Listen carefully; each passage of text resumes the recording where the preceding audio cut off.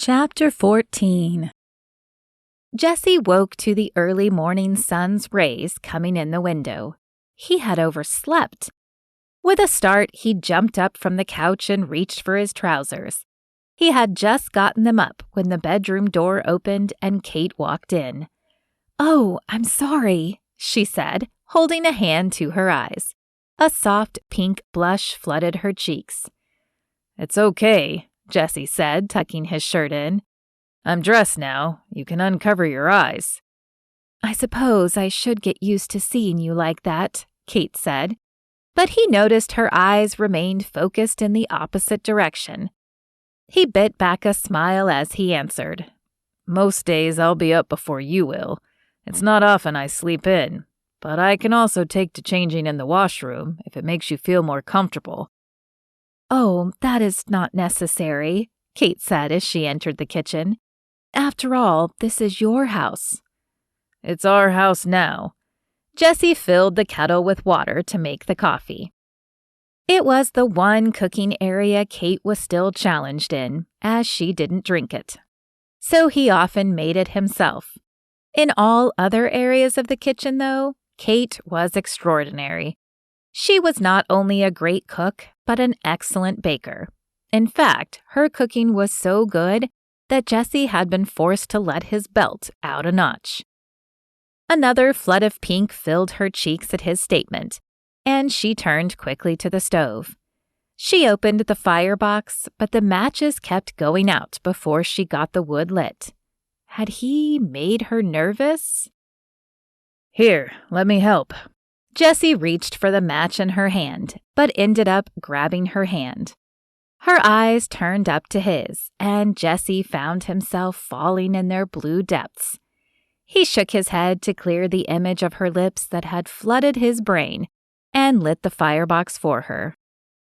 "Thank you." She held his eyes a moment longer before reaching for the skillet. "You're welcome." Jesse cleared his throat and finished his task of making the coffee. As it boiled, he thought about the last few nights with Kate. At first, she had just been a woman sharing his house, but he had come to see she was courteous and kind.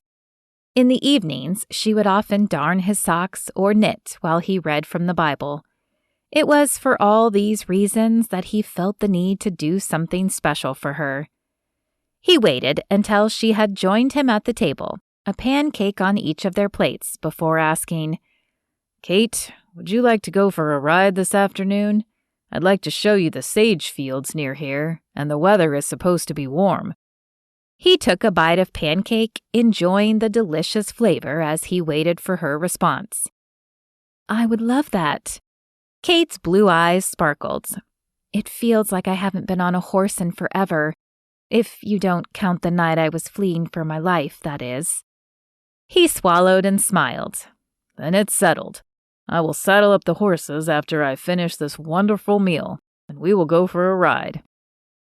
When his plate was empty, he handed it to Kate and then headed for the barn to saddle the horses.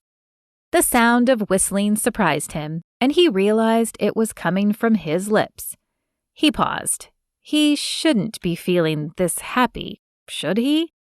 Shouldn't he still be mourning Pauline's death? He had felt, at the gravesite when he talked to her, that Pauline would be all right with his decision to marry Kate. But would she want him to be happy with her? Confusion clouded his previous happy mood for a moment, but he shook his head as he gathered the reins of both horses. He knew that Pauline would want him to be happy. Though he did not whistle, some of his earlier joy returned as he walked back toward the house where Kate was waiting.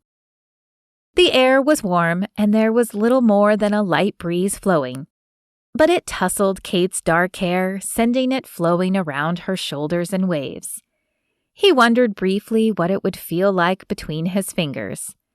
When would this feel like the marriage he had craved instead of one of convenience? "Which one is mine?" she asked, breaking up his daydream. Her eyes held a mischievous gleam. "This is Sadie." He held out the mare's reins to her. "Hello, Sadie." When she placed her hand on the horse's nose and rubbed gently, Jesse could tell she had been around horses before. "She's beautiful, Jesse." "Thank you." He didn't know why her compliment sent a heat pricking at his cheeks, but he averted his gaze in hopes of masking it. "Shall we get going, then?" She nodded, and he helped her into the saddle before returning to Mount Molly. "So are these fields how the town got its name?" Kate asked, as he led the way to the lavender-colored fields that lay on the outer edge of town. "That's actually a funny story," Jesse said. "Evidently, there was a family feud when the town was first being founded.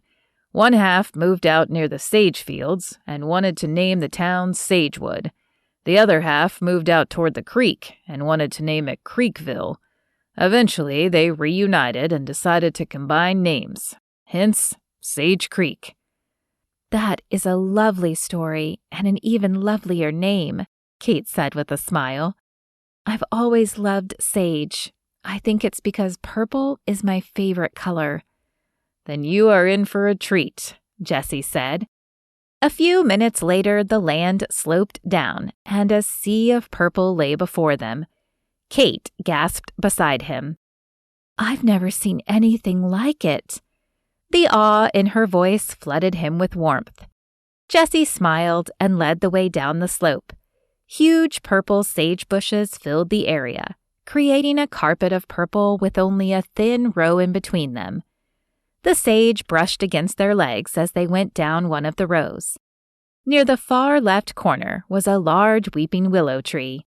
Jesse led the way there, and they tied up the horses. Jesse pulled out a quilt he had brought and spread it on the ground. "So tell me about your family." Kate sat, curling her legs to the side. "What do you want to know?" "Honestly?" Jesse lifted an eyebrow, and when Kate nodded, he continued. "Well, I want to know what happened that made you want to be a mail-order bride."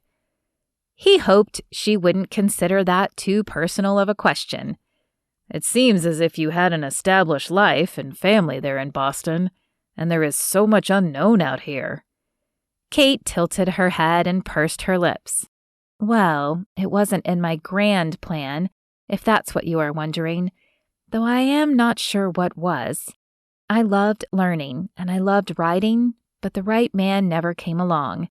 I received 2 proposals of marriage. One was from a lecherous older man, and the other from a non-Christian. I couldn't bring myself to marry either of them. My father caught a case of influenza that he never recovered from. I stayed with my mother to help out while my brother finished college, but she never fully recovered from my father's death, and a few months later she passed away as well. With my father being unable to work for many months, the house rent wasn't met, and I was forced to move out and rely on the mercy of my brother Robert. It might not have been so bad, but Robert had just gotten married, and his wife detested having to take me in. With the lack of any new proposals, I decided to try something different." Jesse's heart ached at her words. Though his story was different from hers, he could relate to the pain of loss she suffered, but he was amazed at how steadfast she remained. "I'm sorry you had to go through all of that." She paused and traced a pattern on the quilt before meeting his gaze again. "Will you tell me something about you now?" "I guess that's only fair." Jesse hoped she wouldn't ask about Pauline. She knew how Pauline had been killed, but he didn't want to share how they'd met or how he'd fallen in love with her. "How did you end up in Sage Creek?" Internally, he sighed with relief at the topic of her question. "I was actually born in the East like you. We lived there until I was about 15 when my little sister died. My father took it hard and decided to move us out west. But my mother had a weak immune system.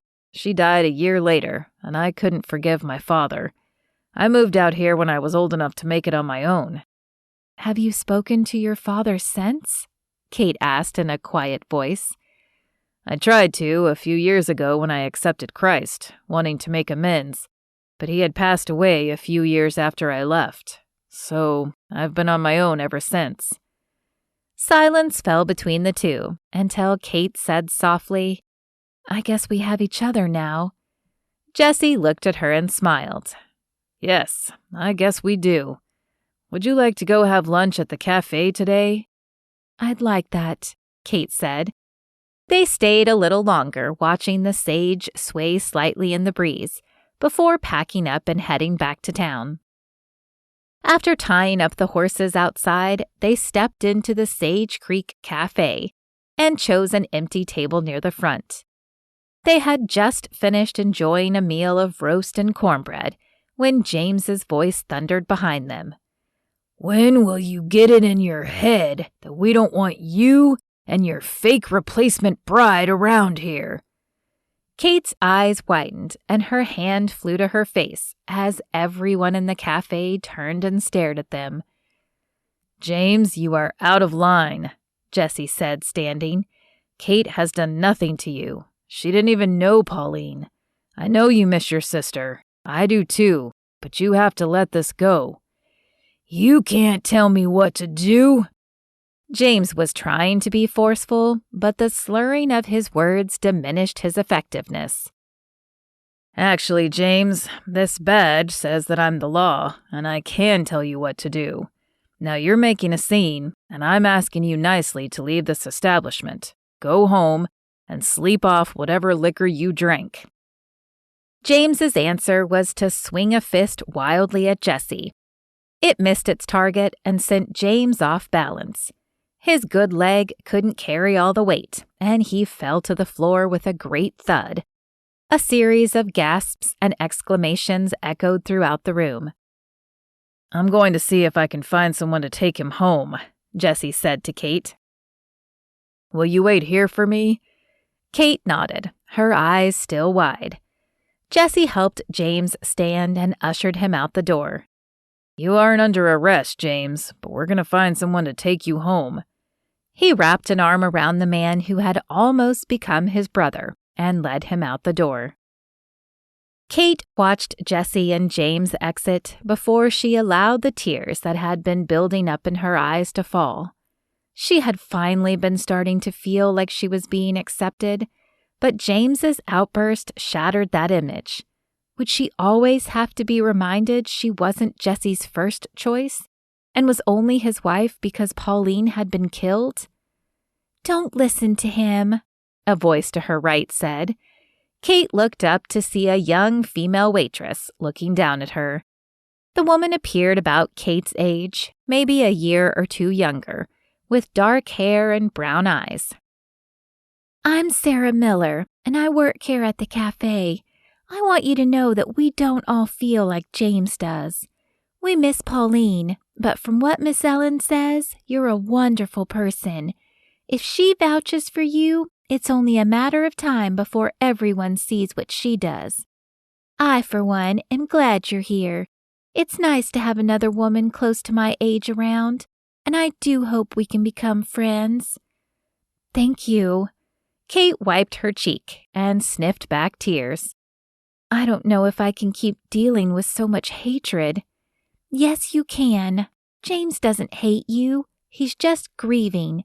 What you need is to get involved with the rest of the women in town. There's a social this Sunday after church. There will be dancing and food and a recipe swap. If you come, I promise you will find more people who feel like I do." Kate wiped her eyes again and smiled at the girl. "Thank you. I'll take you up on that. I haven't met many people my own age, and I could certainly use socialization." Sarah patted her arm. "I've got to get back to work, but I look forward to talking with you more on Sunday." Kate realized as Sarah walked away that she had not asked Jesse's permission before agreeing, but she hoped that he would not be opposed. He returned a few minutes later with an apologetic smile. "I am so sorry about James. One day I hope he will forgive me. Did you have any issues while I was gone?" Kate shook her head. "No, in fact, Sarah Miller invited me to a social after church this Sunday. I told her I could come." Her eyes dropped to the ground. "I hope that is agreeable." Jesse placed a finger under her chin to lift her face. It is more than agreeable. I was going to suggest it myself, and I cannot imagine a nicer woman for you to get acquainted with than Sarah Miller. I'm so glad you are amenable. Kate's eyes held his, and a flutter erupted in her stomach. Something was shifting between them, and she could not wait to see where this led.